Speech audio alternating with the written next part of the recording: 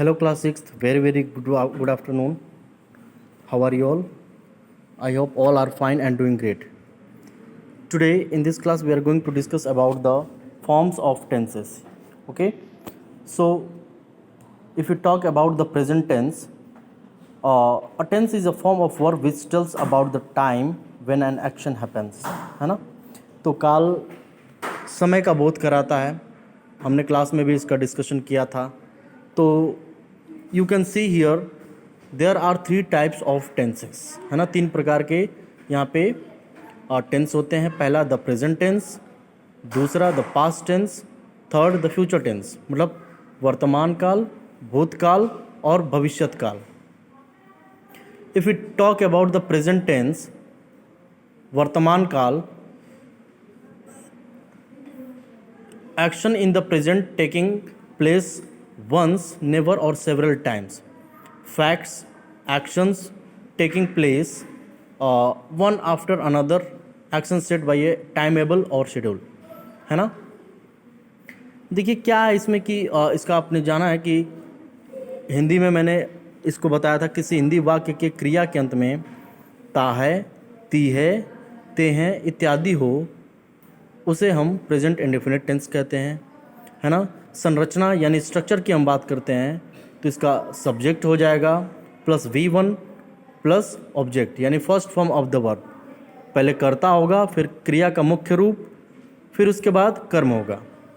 तो यहाँ पे हमने नोट में टिप्पणी में लिखवाया था कि एक वचन कर्ता के साथ क्रिया में एस या एस का प्रयोग करते हैं, और बहुवचन यानी कि प्लूरल सब्जेक्ट बहुवचन कर्ता के साथ वर्ब यानी क्रिया में एस या एस का प्रयोग नहीं करते हैं, है ना.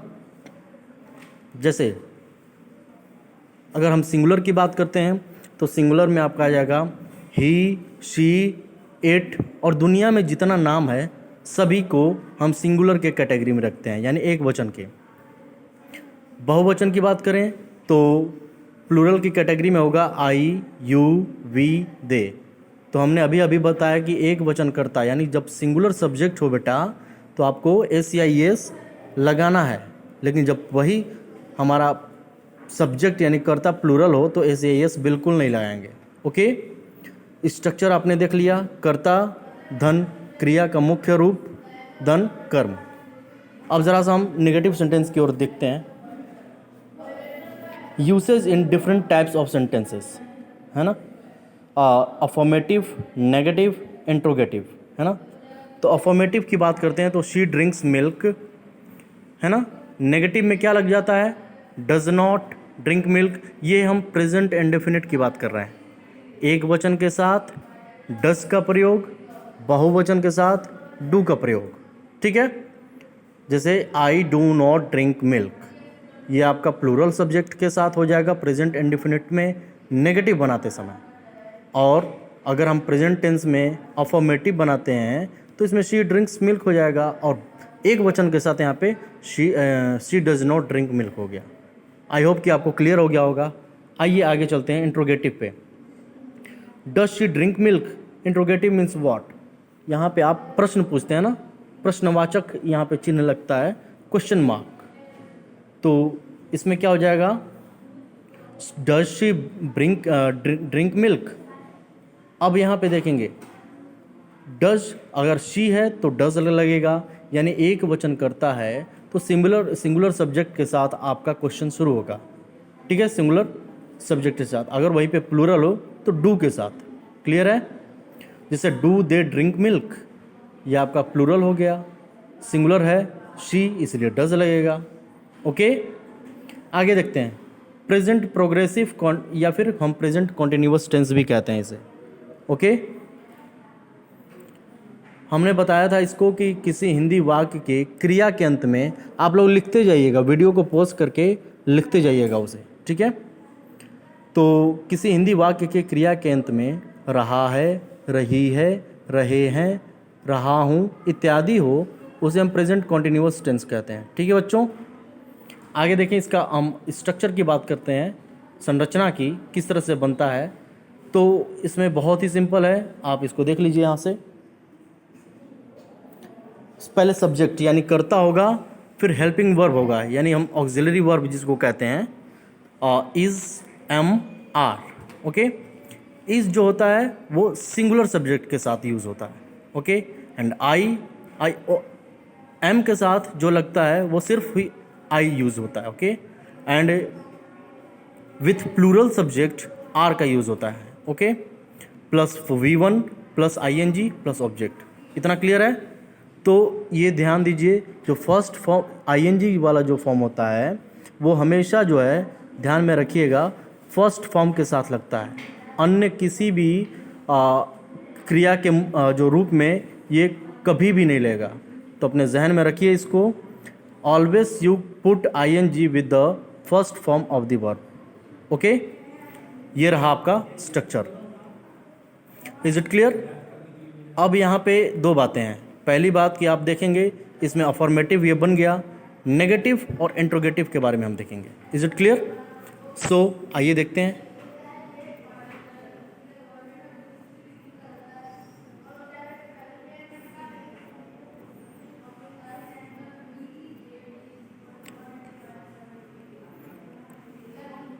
चलिए, uses in different types of sentences, okay. So pay attention here dear students.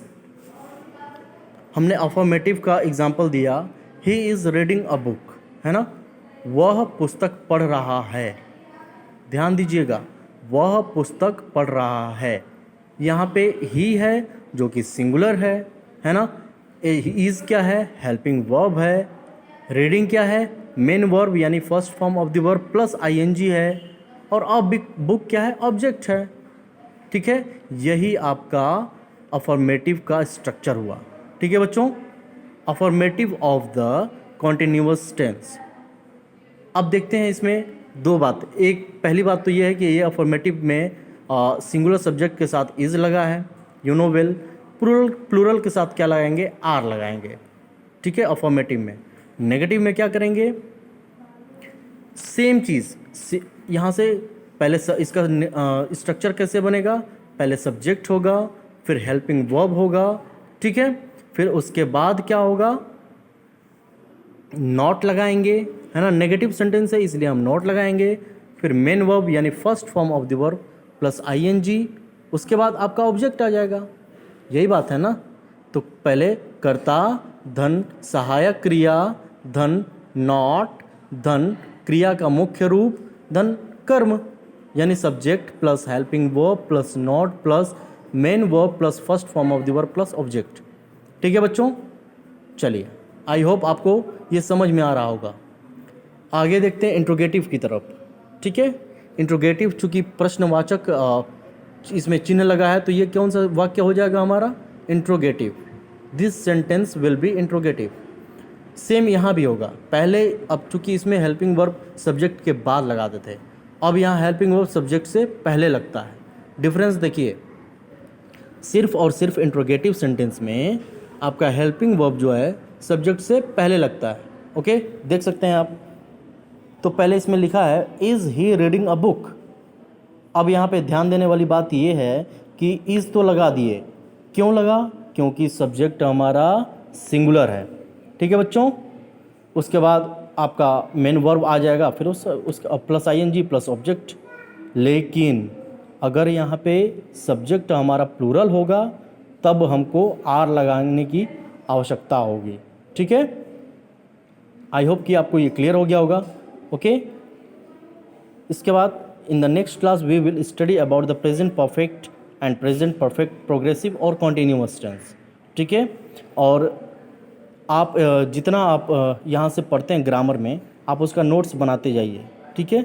जो भी प्रॉब्लम्स हो, जो भी क्वेरीज हो, डाउट्स हो, you can comment in the comment section, okay. I hope all are doing well, okay. So that's all for today's class. Thank you.